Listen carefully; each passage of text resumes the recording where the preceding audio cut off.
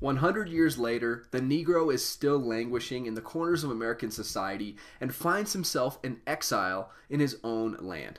Now, have you ever wondered what that passage meant from Martin Luther King's I Have a Dream speech?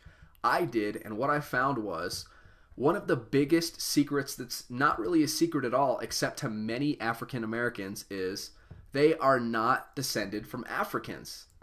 I know, I was shocked too, so much so that I asked Africans, and they agreed African Americans weren't Africans. If you don't believe me, Google Arnaldus Montanus America and see the people he saw in 1671. Read books like The Black American Handbook for Survival through the 21st Century by Radine Amin-Ra, What Every African American Should Know by Carrie Davis, and Africans and Native Americans by Jack Forbes. I just can't believe schools aren't teaching this stuff. What a travesty.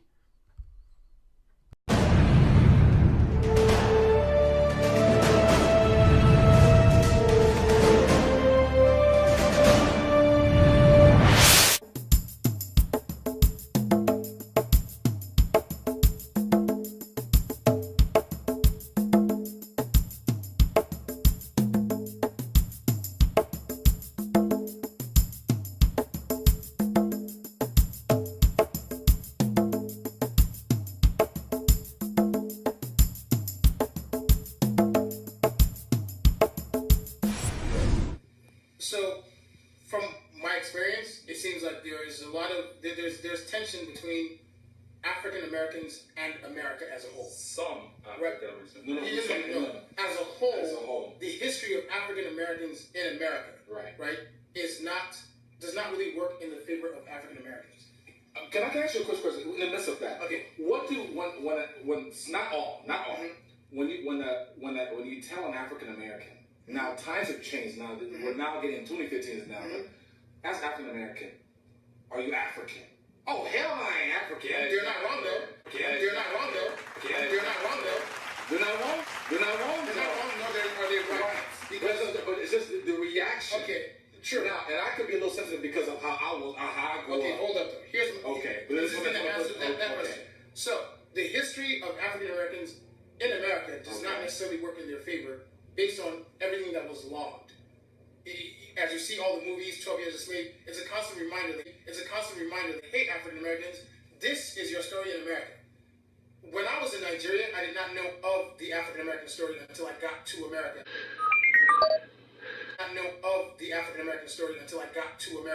And found out. That's true. Right? I did not know anything about slavery. All I knew was we were all given king's names.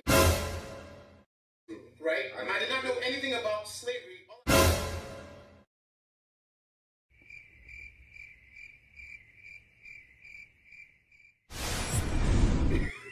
Always vague with us.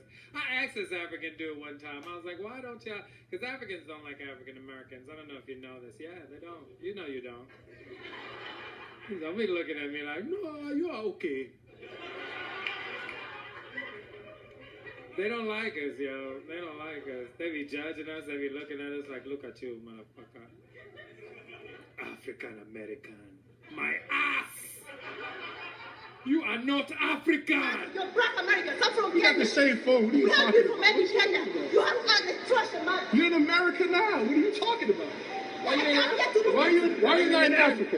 Why you not in I have to Africa? look down on you because you're African. You're not making no sense. You're crazy. You're black American. You're trash. I should do this. This is why when African people go African. Still African. Kenya told me on the phone. Kenya told me on the phone. Don't even associate the black American. Don't even associate the black American. This is why when African people go African. Still African. Kenya told me on the phone. Don't even associate the black American. They have no You understand? No self-esteem.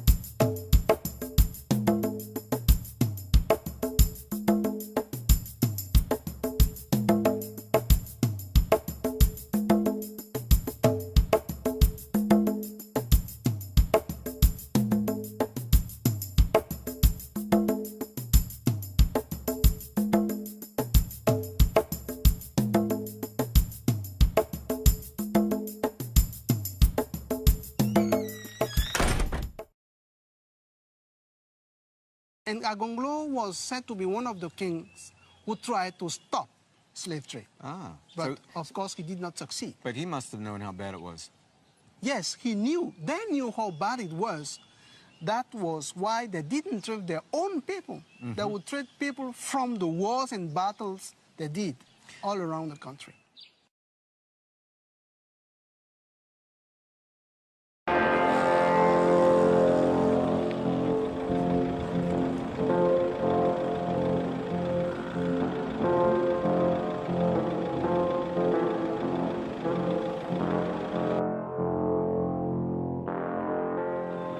Okay, it's a hot day today, and we're about to go over this road, and what they're saying, this is the road of where the slaves went, the road of no return. So, Nini, just tell us some things about where we're about to go. Okay, we go to the ocean where they put the slaves in the ships, but the slaves came from the interior.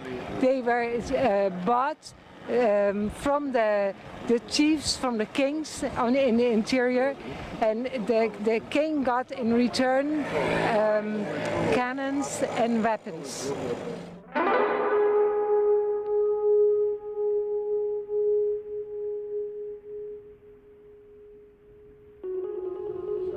Wow.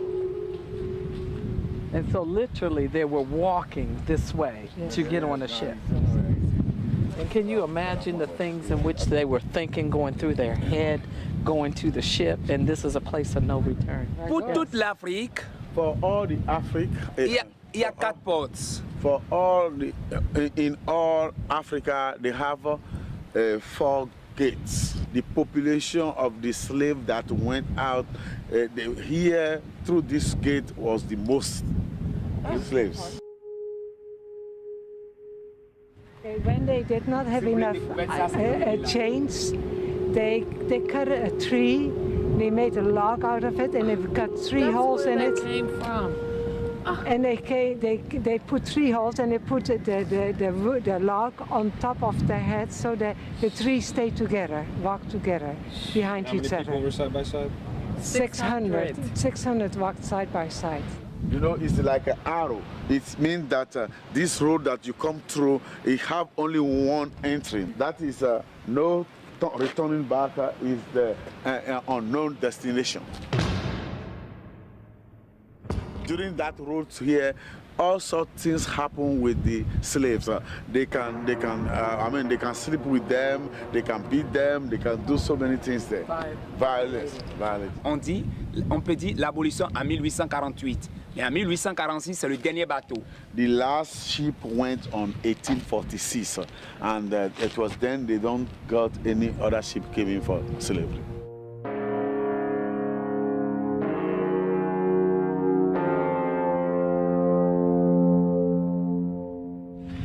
Ici, sur les 4 poteaux, il y a hommes et femmes qui sont en genoux. In all this, you see men and women, men and women, you know, in the forts. They put a tattooage, they burn it in the back here. The name of the master. When they do that, they cry, so they go now and buy some iron to close their mouths. Close their mouths. Yeah, that's why their mouths is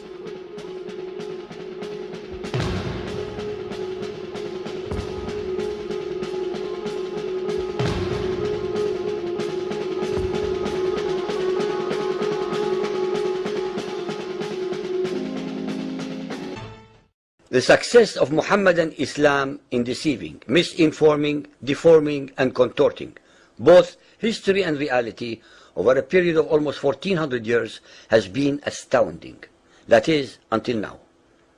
The greatest tragedy about this particular subject is that most of the descendants of African slavery, the black people in the Americas, around the world, as well as among the African blacks, are totally ignorant of the actual facts. Before we lose the concentration of our listeners, I would like to make the following statement and then prove it. That the worst, most inhumane and most diabolical institution of the black African slave trade was initiated, refined, perpetrated and implemented by the Mohammedan Arabs and later aided and abetted by the black converts to Mohammedan Islam. In fact, The very word slavery has its root in the name Slav, based upon the Slavic peoples of Europe who were subjugated by other Europeans. It is not common knowledge that the Arabic word abd is synonymous with the meaning of slave. For example, Abdullah means literally the slave of Allah, and that in the language of the Arabs, all black peoples are called abid, plural, for slaves. While much has been written concerning the transatlantic slave trade, surprisingly little attention has been paid to the Islamic slave trade across the Sahara, the Red Sea, and the Indian Ocean. While the European involvement in the African transatlantic slave trade to the Americas lasted for just over 3 centuries, the Arab involvement in the African slave trade has lasted 14 centuries. The birth of Mohammedan Islam and its conquests brought about the birth of institutionalized, systematized, and religiously sanctioned slave trade on a massive and global scale.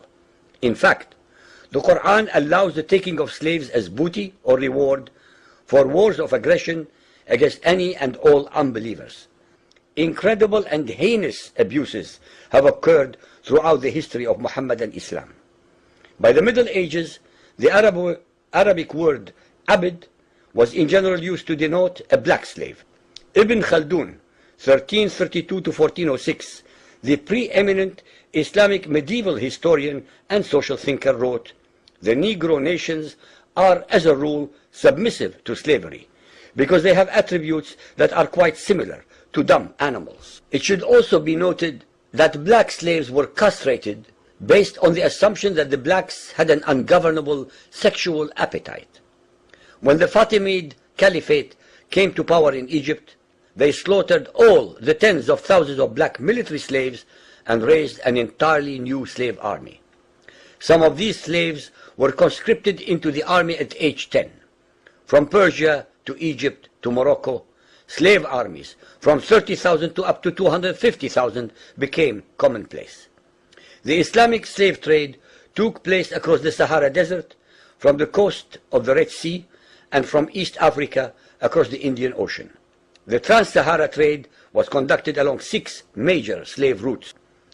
A comparison of the Islamic slave trade to the American slave trade reveals some extremely interesting contrasts. While 2 out of every 3 slaves shipped across the Atlantic were men, the proportions were reversed in the Islamic slave trade. 2 women for every man were enslaved by the Muslims.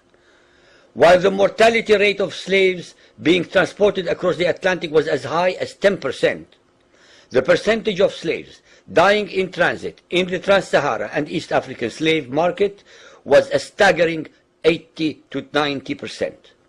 While almost all the slaves shipped across the Atlantic were for agricultural work, most of the slaves destined for the Muslim Middle East were for sexual exploitation as concubines, in harems, and for military service. While many children were born to the slaves in the Americas, the millions of their descendants are citizens in Brazil and the United States today. Very few descendants of the slaves that ended up in the Middle East survive. While most slaves who went to the Americas could marry and have families, most of the male slaves destined for the Middle East were castrated, and most of the children born to the women were killed at birth. It is estimated that possibly as many as 11 million Africans were transported across the Atlantic, 95% of which went to South and Central America, mainly to Portuguese, Spanish, and French possessions. Only 5% of the slaves ended up in what we call the United States today. However, a minimum of 28 million Africans were enslaved in the Muslim Middle East.